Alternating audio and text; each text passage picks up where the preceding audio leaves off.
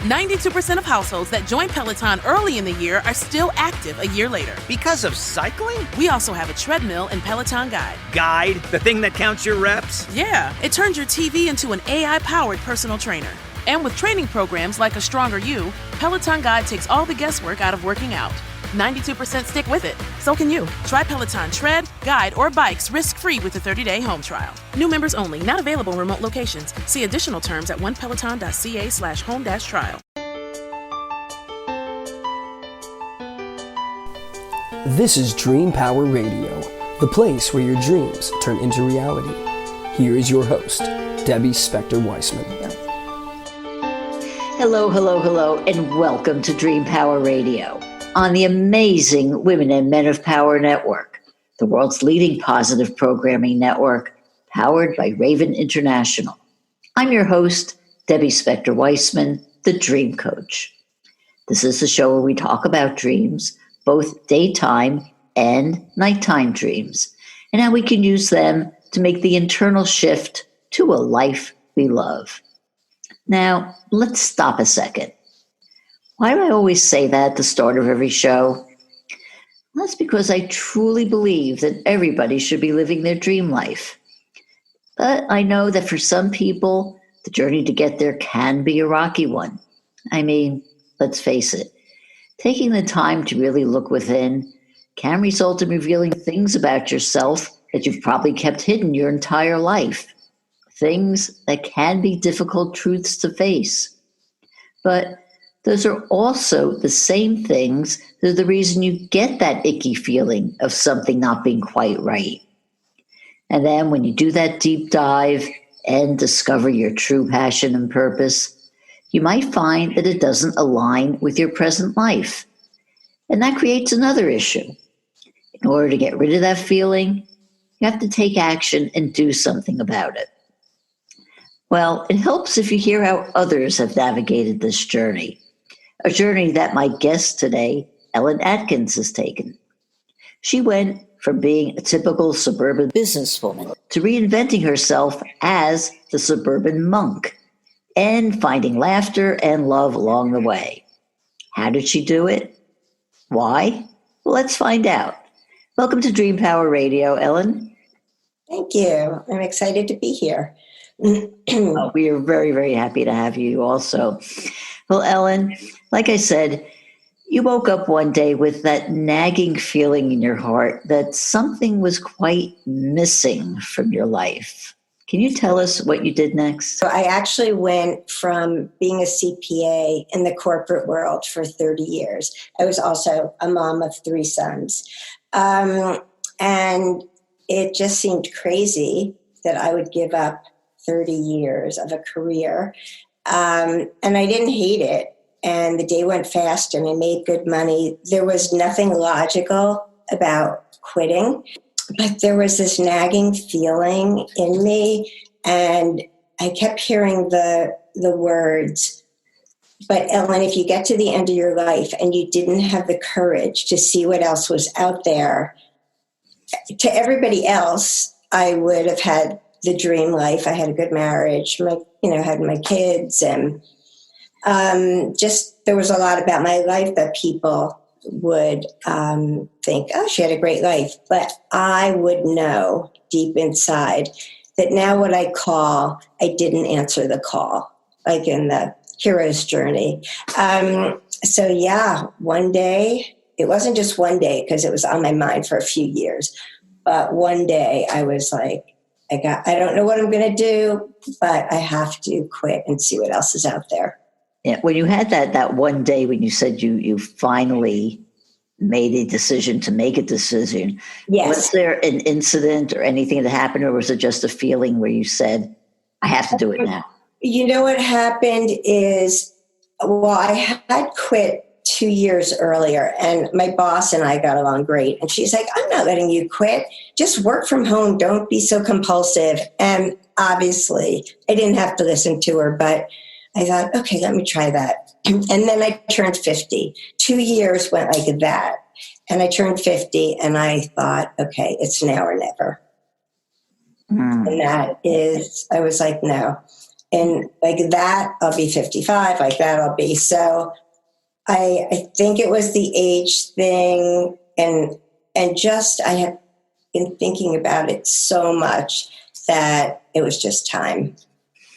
And then you came up with the little images that we see right behind you. If we're on radio, you're not seeing it, but those little images of a laughing Buddha that you call Sid. Yeah, he even has a name. Yes. How did you come up with the idea of Sid? So when I first quit, I had no idea what I was going to do. And I felt really lost. We still had one of our 3 kids home.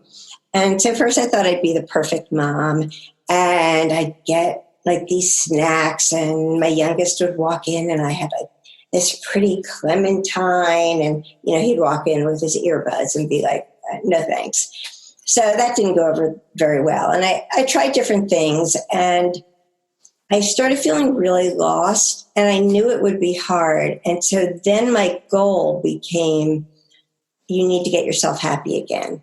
So I went on a mission to become happy again, and I would notice anything that shifted my energy, like a color, a quote. I would tape them all over the walls. I didn't know about Pinterest then. In fact, a niece came over and said, Auntie Ellen, don't you know about Pinterest? Because I had things all over the wall. And it actually led me to Laughing Monk statues, because I was like, oh, these are cool. And I ordered one. It was like really big. And I fell in love with it. I would dress it up. I would duct tape affirmations. So I'd get up in the morning, kind of depressed, getting my coffee, which I don't drink now. It's so funny to say that. And there he would be with a mop on his head, like a duct tape, sunglasses, and I would crack up. So I ordered so many of them, and I would put them all around the house, and different messages. And my kids were like, Dad, should we be worried? My dad and my husband was like, I don't know, she seems happy. And the time would fly back. I forgot that I was like lost and a little uncomfortable. And and one thing led to another. And I thought, if I was going to make a statue, I wouldn't have his arms touch, because I love to dress them up. Look at his feet. I just love putting socks on with affirmations. I have a hole so I could have a flag. Yeah. One thing led to another. Yeah, well, I'm going to get back to Sid itself in a little while, but the thing I'm really curious about is, when you had this transformation in your life, how did it affect your family? I mean, were they on board with it? What I first did, I cleared out the Xbox room, and I bought a meditation cushion. So I had like a little altar and a meditation cushion. If I could sit for 2 minutes, I thought that was a good thing.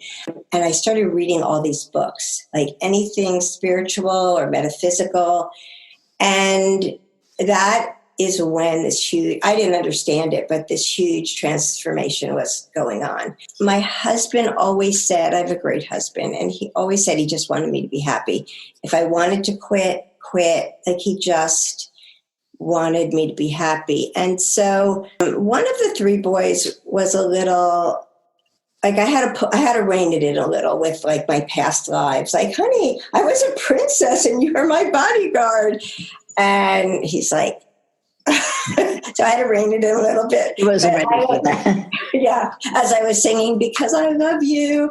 But then the 2 did go off to college. So the youngest one was fine with it. He was in his own world. He was a teenager. So, I mean, my husband saw the whole thing.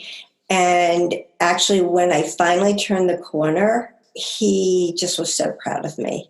He didn't know how it was going to turn out. I didn't know how it was going to turn out. If somebody had told me at corporate, oh, don't worry, you'll be fine. You're going to create this company called the Suburban Monk, whose mascot is this like happy little guy with thumbs up, I would have been like, I wasn't one of those creative types. So I would have been like, yeah, I don't think so. So do you think it helped your marriage? It we had a good marriage, but it definitely helped because, I mean, he liked both of me. He has said, I'm totally married to a different person. But he said to me the other day, he said, you know, what I love is you're always finding new things to expand. Because I now believe, like, we're here to learn lessons. We're here to keep doing new things. I don't believe in age. I just never stop creating. I love to create. I love doing new things. And he said, I love that about you. He said, I have a lot of friends whose wives, it's great. They're really happy, but they're, you know, I don't know what you would have done. It's more exciting for him. Oh, well, that's really good. And also, you know, you can see it in your face that this has brought more joy into your life as well. And I want you to speak a little bit about, you know, why joy is important for us, because there are so many people who just go through life with their heads bent down and feeling miserable, and I think that's life for them. And it doesn't have to be that way. Yeah, it doesn't, you know, I think joy is everything. I think we're put on this earth to feel joyful. And, you know, when you can find one thing of joy, it also gives you hope. And hope is everything also. And, you know, I thought I was happy. I liked my job, but I was always I was just like always going. Like during the week, who was getting one kid to this, you know, like it was crazy raising 3 kids, both working full time. Weekends was travel soccer. But I thought I was happy. But when I quit, what was really interesting and I get a little embarrassed to say it, I actually didn't know it made me happy. I just was such a type A Virgo, like CPA accountant. Like I mean, for Hebrew school, I had an Excel spreadsheet and everybody knew what the snack was of the day. If you asked me, was I happy? I would say yes.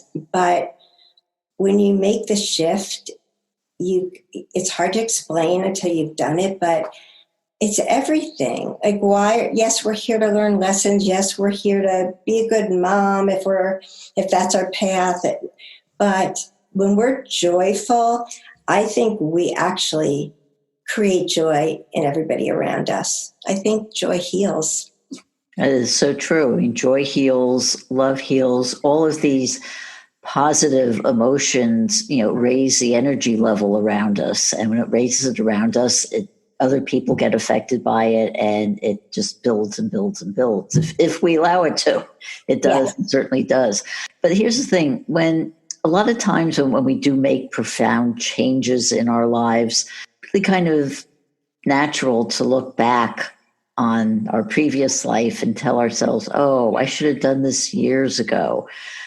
Did you have those kind of feelings of regret? I didn't for some reason.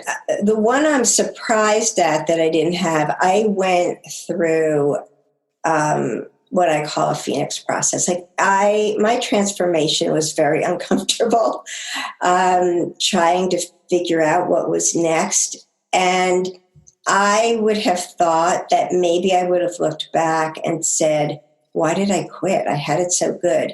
And I never said that because I knew no matter what happened, I had the courage.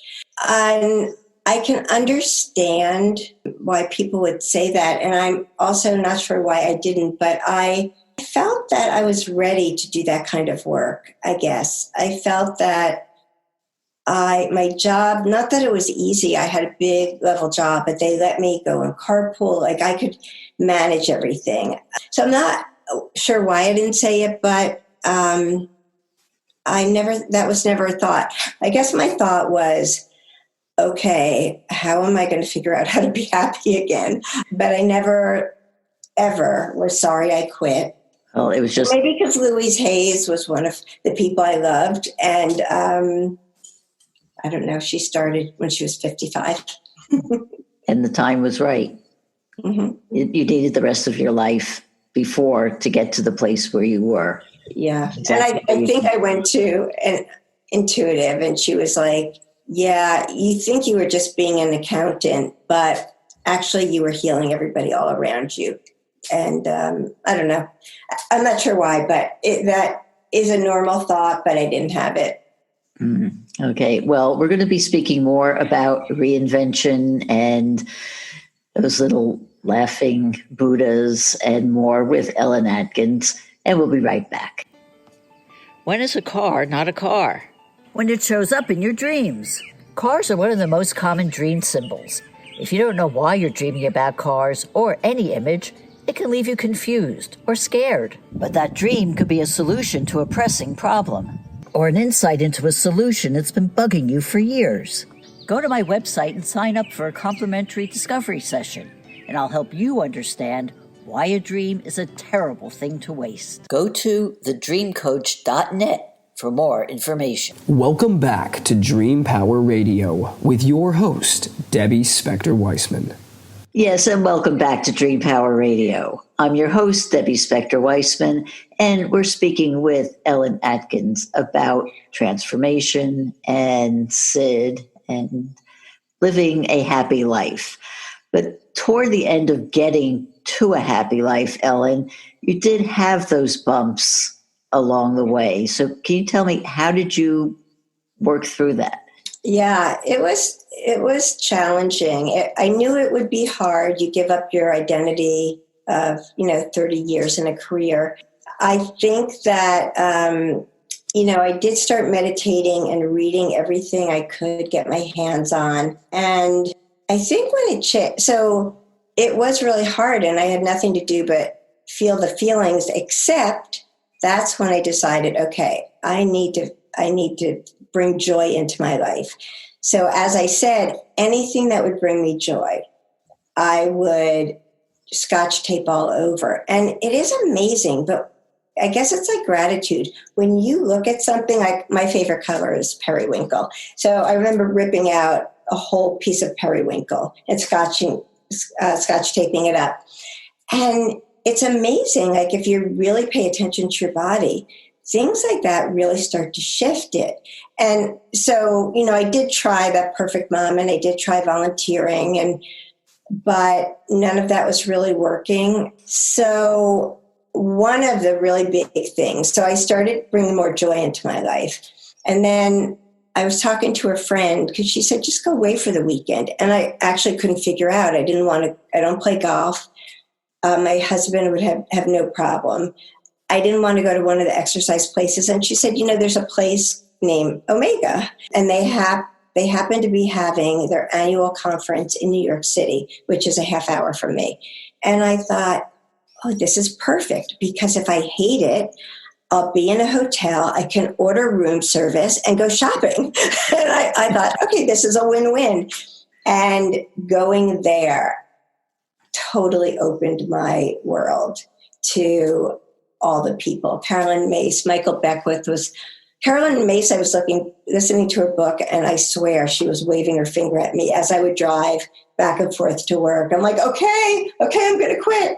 And Michael Beckwith, I fell in love with him and his wife, and would go to weekends. And Marianne Williamson, a whole world I had no idea. And then all of a sudden I had more interest. And now I had brought joy into my life, and now I had even more joy.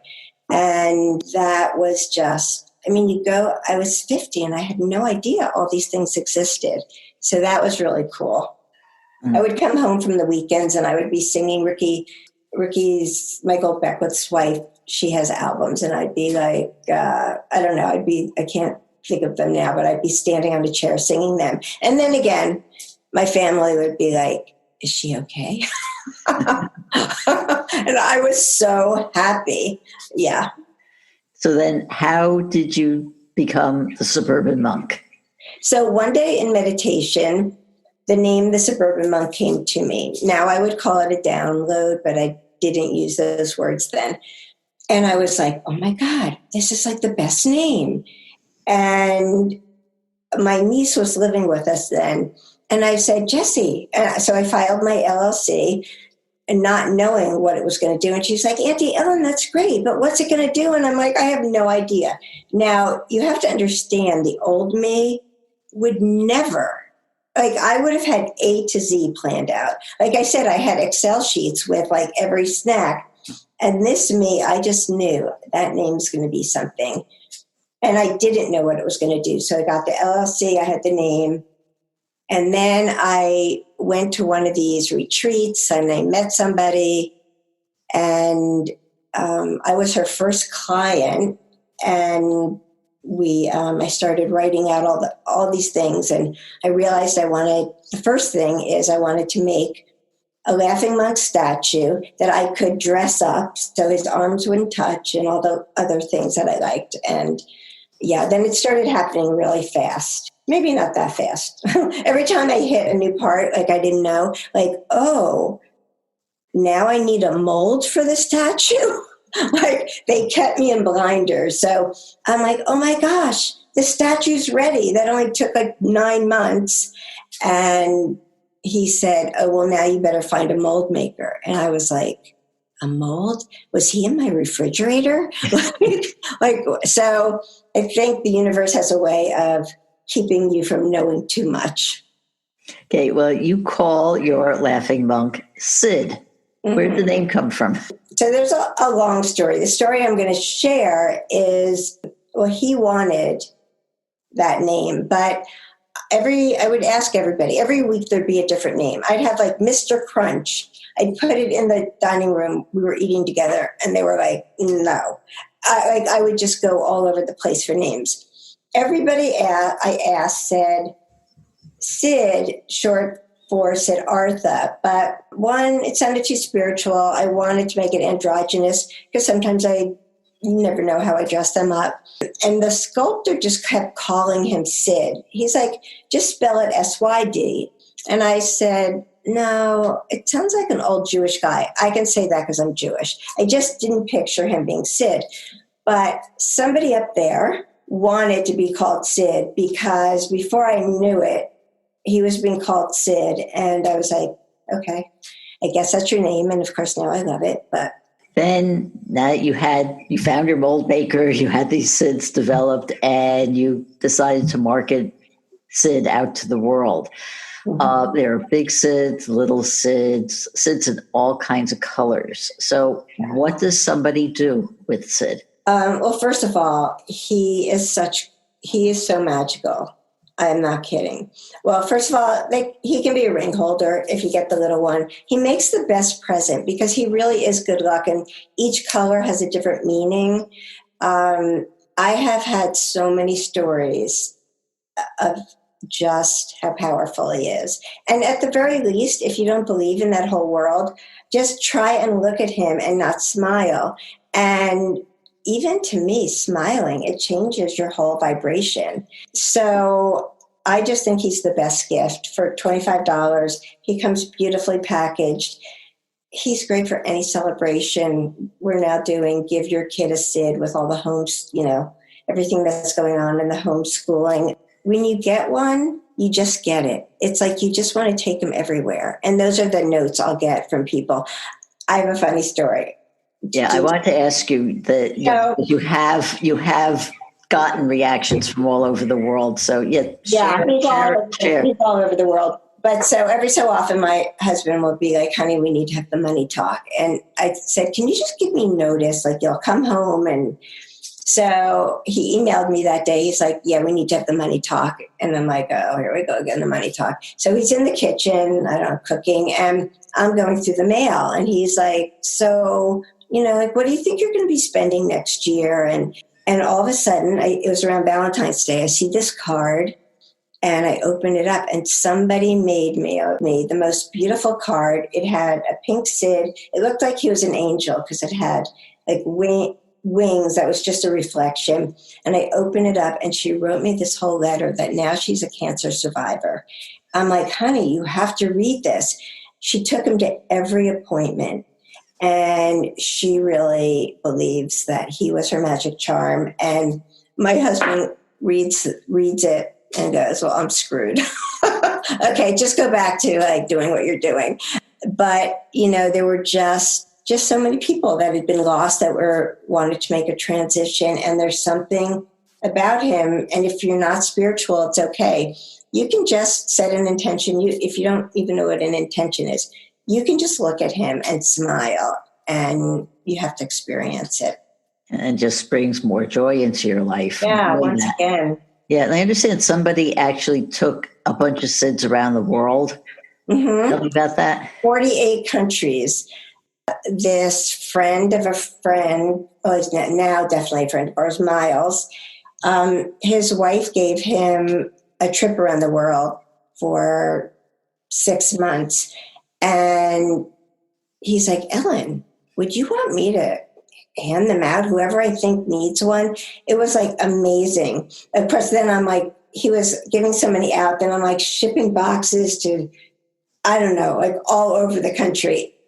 And he would find a person, and he could feel like if they needed one, and the parents, sometimes they were kids, would say, sure. And then he had these great pictures with these big smiles, and they were holding Sid. So we have a map of like everywhere. So just on that trip, Sid was in 48 countries with pictures to show. And then he did such a good job. He would write about the country and the culture and the people.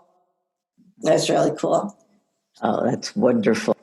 I also understand that you can play a sort of game with Sid. I very often do things like what I'm doing now it's similar to when I started my first transition from corporate to Sid. And I almost feel like I'm being called again. Sid and the Suburban Monk are all part of it. And so I'm having people, whoever wants to play, collect boxes. I have this like gorgeous box.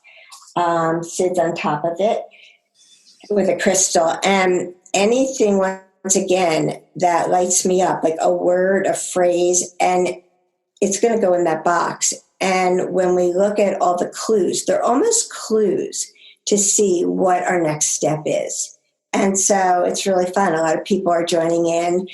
I also love bringing playfulness to spirituality, because I thought spirituality was way too serious. My husband goes on spiritual retreats, and he's still saying, would you come this time?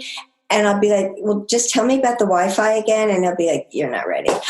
I'm like, everybody has their own kind, but I felt like spirituality was so serious that it was getting a bad rap. So I just like bringing playfulness and playing and these tools. So I totally believe, grab a box and anything, like I already have things filled in there, and shake it up like a kaleidoscope, and maybe we'll all see what our next step is. Yeah, well, I'm all about bringing playfulness to spirituality, because you are right about that. Right. Right. We are almost out of time. So I want to ask you, how can people find out more about you and about Sid? Well, sign up on my website, because I write what I'm doing almost every week. So my website is thesuburbanmonk.com. I'm all over social media, so it's all at thesuburbanmonk.com, Instagram, Facebook, Twitter, all the places. And yeah, you'll really have a fun time. Okay, well, thank you, Ellen, for being on Dream Power Radio today. We've been speaking with the inventor of Sid, Ellen Atkins. I hope you've enjoyed today's program. Until next time, this is Debbie Spector-Weissman saying, sweet dreams, everybody. You've been listening to Dream Power Radio with your host, Debbie Spector-Weissman. For more information on Debbie or to sign up for her newsletter, go to dreampowerradio.com. This has been Dream Power Radio on the amazing Women and Men of Power Network, the world's leading positive programming network, powered by Raven International.